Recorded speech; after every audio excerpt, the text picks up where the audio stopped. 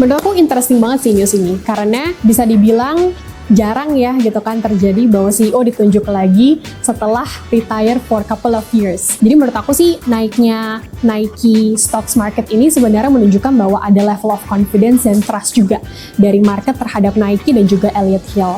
Nah, menurut aku sih ada beberapa faktor ya yang pasti mempengaruhi kenapa sih Elliott Hill itu ditunjuk kembali.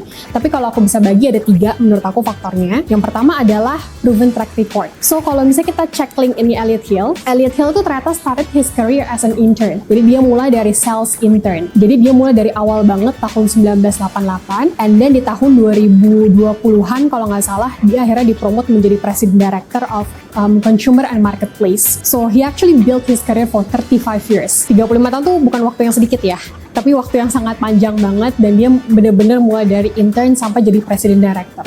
So there's a lot of skills yang dia build di situ, dan ada level of expertise. Dan menurut artikel yang aku baca, ternyata si Elliott Hill ini itu sudah pernah punya experience untuk menghandle many countries, jadi nggak cuma di US gitu kan, tapi di Europe juga pernah, terus juga di beberapa negara yang lain, dan dia bisa bring the revenue until kayaknya more than 35 million USD lah pada saat itu.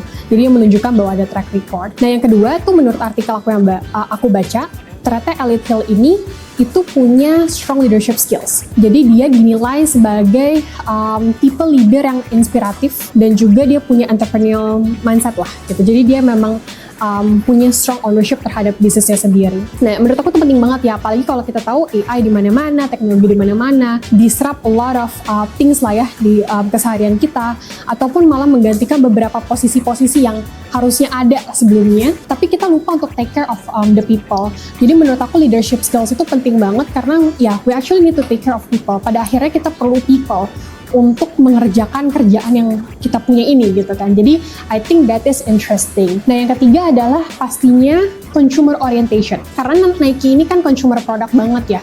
Dan banyak banget founder yang aku lihat di market atau executive level yang aku lihat di market itu sering sekali mungkin membuat produk yang belum tentu consumer itu mau. Nah, Elliott Hill ini ternyata menurut si Nike dia memang punya passion terhadap sportwear lah. Dia punya passionnya, dia punya relationship with the consumernya. Jadi memang itu yang membuat akhirnya Elliott dinilai sebagai orang yang tepat nih untuk menjadi CEO dari Nike.